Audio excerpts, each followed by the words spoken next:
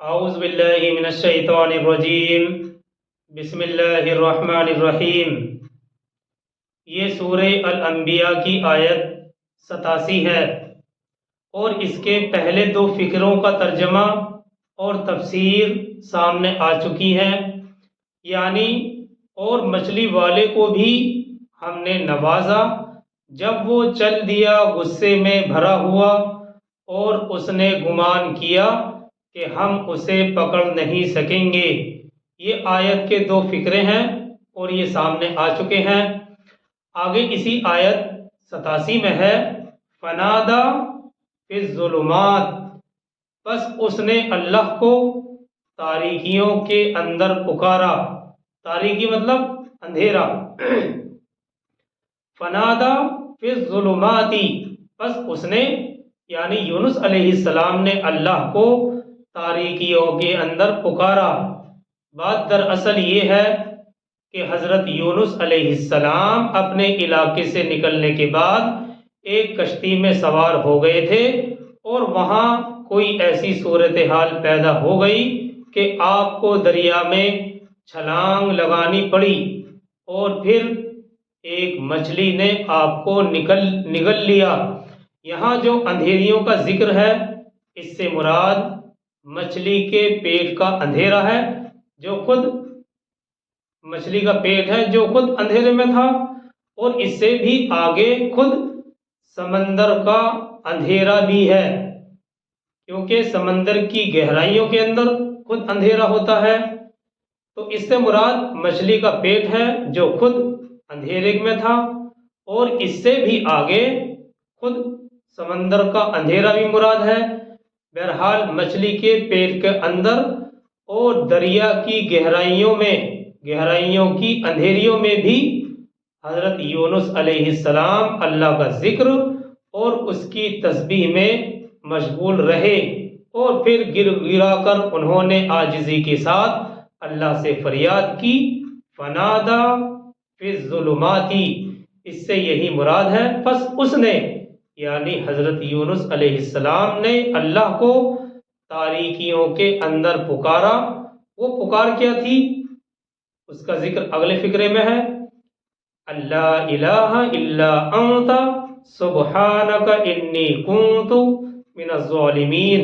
یہ ہے وہ پکار جو حضرت یونس علیہ السلام نے مچھلی کے پیٹ کے اندر کی، اللہ سے جو فریاد کی، اللہ الہ الا انت سبحانک انی کنت من الظالمین۔ مطلب اس کا یہ ہے کہ تیرے سوا کوئی معبود نہیں، یعنی عبادت کے لائق صرف تو ہی ہے، تیرے سوا کوئی معبود نہیں، تو پاک ہے، اور یقیناً بلا شبہ میں ہی ظالموں میں سے ہوں۔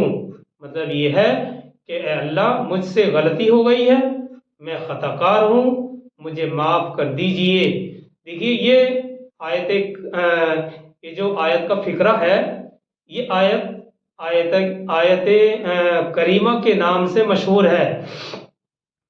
یہ آیت 87 کا جو فقرہ ہے، اللہ الہ الا انت سبحانک انی کنت من الظالمین، آیت کریمہ کے نام سے مشہور اور معروف ہے، اور اس آیت کے بہت سے فضائل بیان ہوئے ہیں۔ کسی مصیبت یا پریشانی کے وقت یہ دعا سچے دل سے اگر کی جاتی ہے تو کبھی بھی قبولیت سے محروم نہیں رہتی۔ جی ہاں، تفسیر مظہری نے 3 کتابوں کے حوالے سے، احمد، ترمذی اور حاکم، تفسیر مظہری نے 3 کتابوں کے حوالے سے یہ حدیث نقل کی ہے کہ رسول اللہ صلی اللہ علیہ وسلم نے ارشاد فرمایا کہ ذنون کی وہ دعا، یعنی حضرت یونس علیہ السلام کی وہ دعا جو انہوں نے مچھلی کے پیٹ کے اندر کی تھی، یعنی لا الہ الا انت سبحانک انی کنت من الظالمین، جو مسلمان اپنے کسی مقصد کے لیے ان کلمات کے ساتھ دعا کرے گا، اللہ سبحانہ و تعالی اس کو قبول فرما دیں گے۔ تو یہ آیت 87 تھی۔ آگے چلتے ہیں آیت 88 کی طرف۔ فاستجبنا له ونجیناہ من الغم، میم کے تشدید کے ساتھ ہے من الغم۔ फस्तजबना लहू वनज्जयनाहु मिनल गम, तो हमने उसकी दुआ कबूल फरमाई और उसे गम से निजात दी। और आगे इसी आयत में है वकज़ालिका नुंजिल मुमिनीन, और इसी तरह हम निजात दिया करते हैं अहले ईमान को। वकज़ालिका नुंजिल मुमिनीन, और इसी तरह हम ईमान वालों को निजात दिया करते हैं।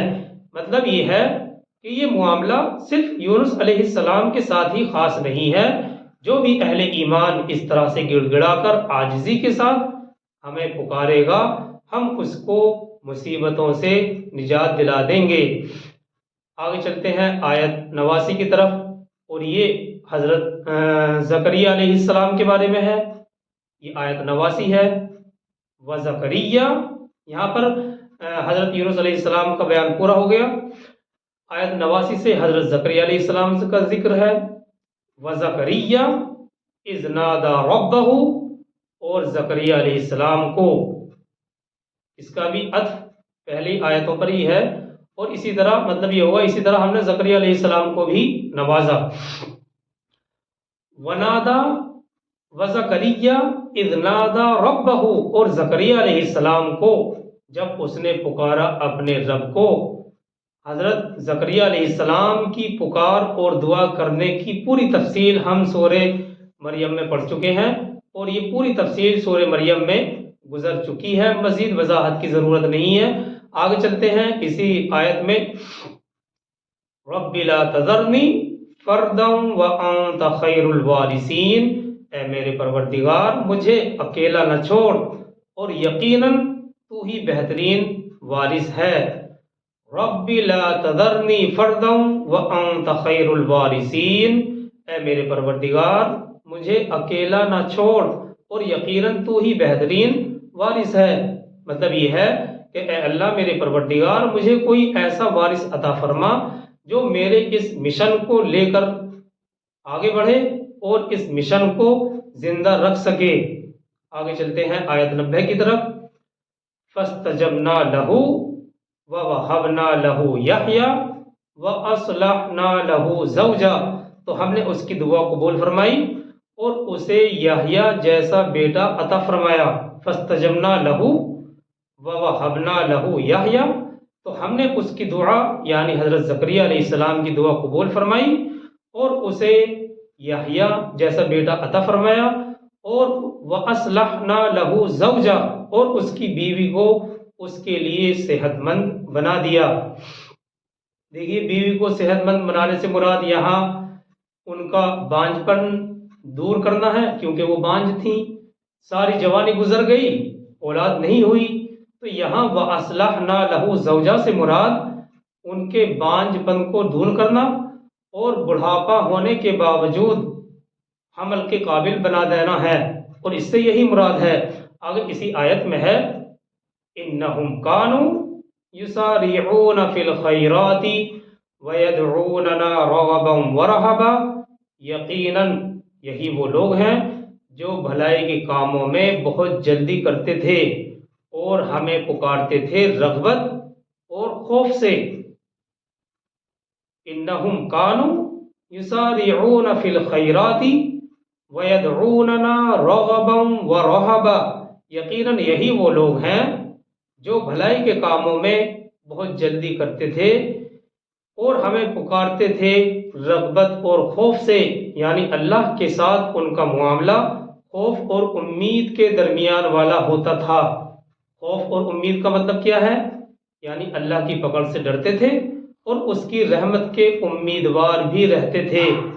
और इसी आयत 90 का आखिर है वकानू लना खाशिईन, और वो सब हमारे सामने आजिज़ी इख्तियार करने वाले थे। वकानू लना खाशिईन, और वो सब के सब हमारे सामने आजिज़ी इख्तियार करने वाले थे। देखिए, ये आयत जो चल रही हैं अंबिया अलैहिमुस्सलाम से मुताल्लिक़ हैं, और जैसा कि इन आयत के शुरू करने से पहले ये बात बतलाई गई थी कि ये कुरान मजीद की आयत का एक खूबसूरत गुलदस्ता है जो अंबिया अलैहिमुस्सलाम के हालात पर मुश्तमिल है। इस सियाक़ व सबाक़ में انبیاء کا ذکر جس مقصد کے تحت یہاں کیا گیا ہے ایک بار پھر سے ذہن میں تازہ کر لیتے ہیں تاکہ آیات کا پورا مقصد ہمارے ذہن کے اندر نقش ہو جائے۔ دیکھیے ہم نیچے سے اوپر کو چلیں گے۔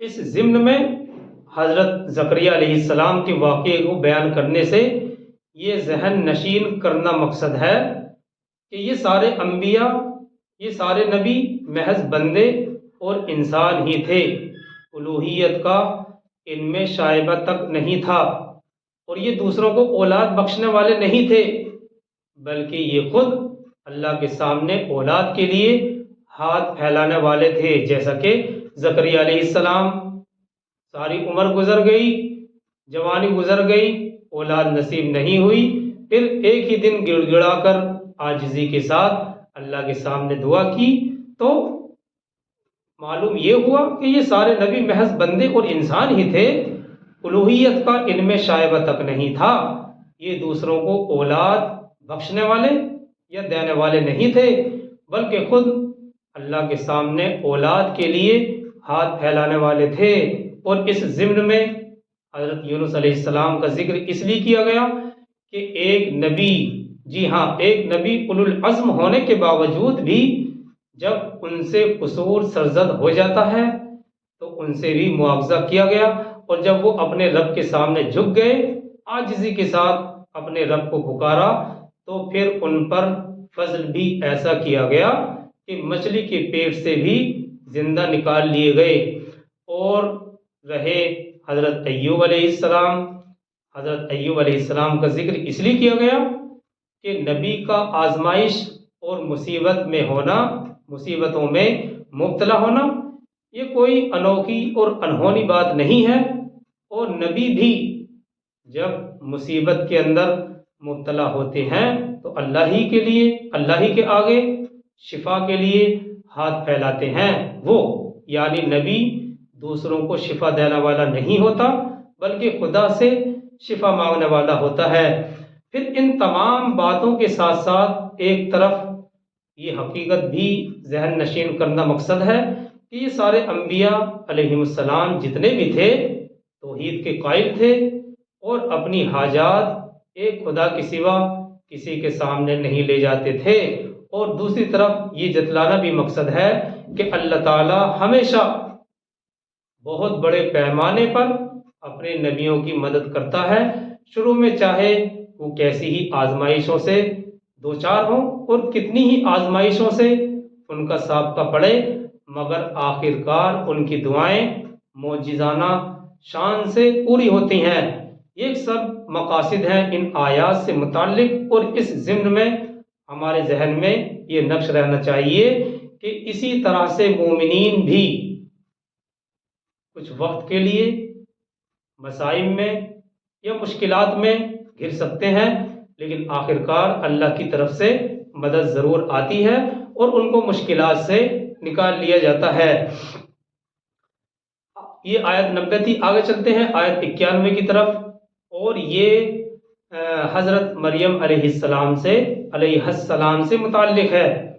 اللہ تعالیٰ فرماتے ہیں آیت 91 میں والتی احصنت فرجہا، اور وہ خاتون جس نے اپنی شرمگاہ کی حفاظت کی یعنی پوری طرح سے پاک دامن رہیں، والتی احصنت فرجہا یہ آیت 91 ہے، اور وہ خاتون جس نے اپنی شرمگاہ کی حفاظت کی یعنی پوری طرح سے پاک دامن رہیں، اور آگے اسی آیت میں ہے، اس سے مراد حضرت مریم علیہ السلام ہے، اور آگے اسی آیت میں ہے فَنَفَخْنَا فِيهَا مِن رُوحِنَا، تو ہم نے اس میں پھونک دیا اپنی روح سے، یعنی کلمہ کن حضرت عیسیٰ علیہ السلام کی پیدائش کا ذریعہ بن گیا۔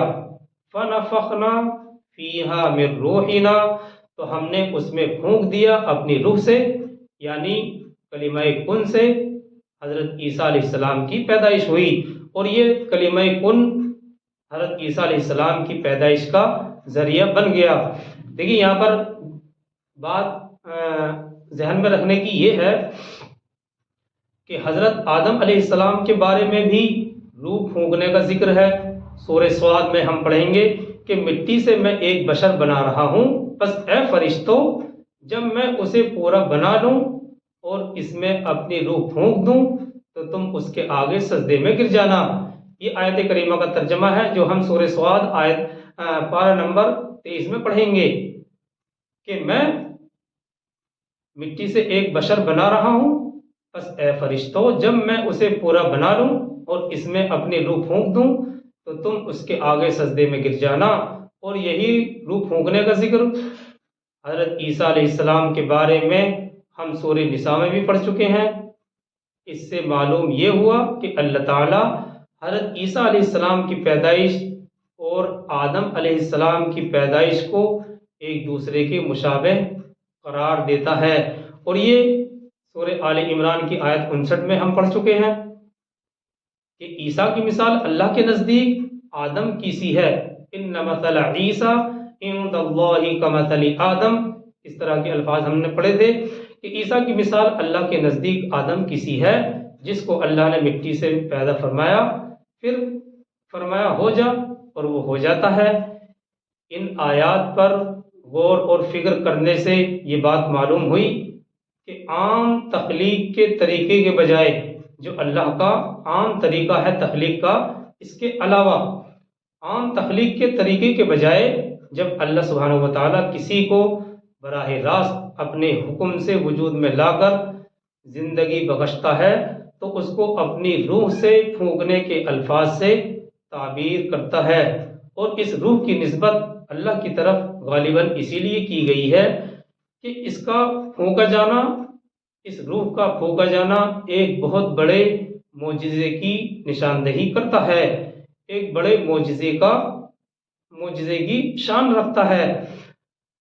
آدم علیہ السلام کا بغیر ماں باپ کے پیدا ہونا اور اسی طرح سے عیسیٰ علیہ السلام کا بغیر باپ کے پیدا ہونا، ظاہر سی بات ہے کہ یہ اللہ کا ایک بہت بڑا معجزہ ہے اور ایک بہت بڑے معجزے کی نشاندہی کر رہا ہے۔ اور آگے کسی آیت میں ہے وَجَعَلْنَاهَا وَابْنَهَا آیَةً لِلْعَالَمِينَ، اور ہم نے اسے یعنی مریم علیہ السلام کو اور ہم نے اسے اور اس کے بیٹے کو ایک نشانی بنا دیا تمام دنیا جہاں والوں کے لیے۔ وَجَعَلْنَاهَا وَابْنَهَا آیَةً لِلْعَالَمِينَ، اور ہم نے اسے اور اپنے بیٹے کو اور اس کے بیٹے کو ایک نشانی بنا دیا تمام جہاں والوں کے لیے۔ اگلی آیت 92 ہے ان هذه امتکم امۃ واحدہ، یقیناً یہ تمہاری امت ایک ہی امت ہے۔ یہ آیت 92 ہے ان هذه امتکم امۃ واحدۃ، یقیناً یہ تمہاری امت ایک ہی امت ہے، مطلب یہ ہے امت ابراہیم، امت اسماعیل، امت موسیٰ، امت عیسیٰ اور امت محمدیہ اور دوسرے تمام انبیاء کی امتیں بنیادی طور پر ایک ہی دین کی پیروکار ہیں، ایک ہی دین سے تعلق رکھتی ہیں، اور اس طرح تمام انبیاء اور ان کی اتباع کرنے والے بھی ایک ہی امت کے افراد ہیں۔ اور دیکھیے اس حقیقت کو ہم سورہ بقرہ میں پڑھ چکے ہیں، وہاں تو کھلے طور پر واضح طور پر بتلایا گیا تھا کہ شروع میں تمام انسان ایک ہی امت تھے اور ایک ہی دین کے ماننے والے تھے، پھر لوگوں نے اپنی سوچ اور اپنے فائدے کے مطابق صراط مستقیم سے ہٹ کر مختلف راستے اپنا لیے، مختلف راستے پر چلنے لگے، اور تعجب اور حیرانی کی بات یہ ہے کہ ان غلط راستوں پر وہ اتنی دور نکل گئے کہ اصل دین مسخ یعنی بگڑ کر رہ گیا، اور ان کے بگڑے ہوئے عقائد کو دیکھ کر کبھی یہ یقین بھی نہیں آتا ہے کہ کبھی ان کا تعلق دین حق سے بھی ہوتا تھا۔ اور اس آیت 92 کا آخر ہے وَأَنَا رَبُّكُمْ فَاعْبُدُونِ، اور میں ہی تم سب کا رب ہوں لہذا تم میری ہی عبادت کرو۔ شروع میں تمام انسان ایک ہی امت تھے اور ایک ہی دین کے ماننے والے تھے، اور پھر لوگوں نے اپنی سوچ اور اپنے فائدے کے مطابق سیدھے راستے سے ہٹ کر مختلف راستے اپنا لیے، اور ان غلط راستوں پر وہ اتنی دور نکل گئے کہ اصل دین مسخ ہو کر رہ گیا، اور ان کے بگڑے ہوئے عقائد کو دیکھ کر ایسا معلوم ہوتا ہے اور کبھی یہ یقین نہیں آتا کہ ان کا تعلق دین حق سے بھی تھا۔ وَأَنَا رَبُّكُمْ فَاعْبُدُونِ، اور میں ہی تم سب کا رب ہوں، لہذا تم میری ہی عبادت کرو۔ یہ آیت 87 سے لے کر اور 92 تک وضاحت ہو چکی ہے، اور اس سے آگے اور بھی ایک دو آیت اس مضمون کی ہیں، انشاءاللہ ہم اسے کل دیکھیں گے۔ اللہ تعالی ہم سب کو عمل کی توفیق عطا فرمائے۔ سبحان اللہ و بحمدہ، سبحانک اللہم و بحمدک، نشہد ان لا الہ الا انت ونستغفرک ونتوب الیک۔ سبحان ربک رب العزة عما یصفون وسلام علی المرسلین والحمد للہ رب العالمین۔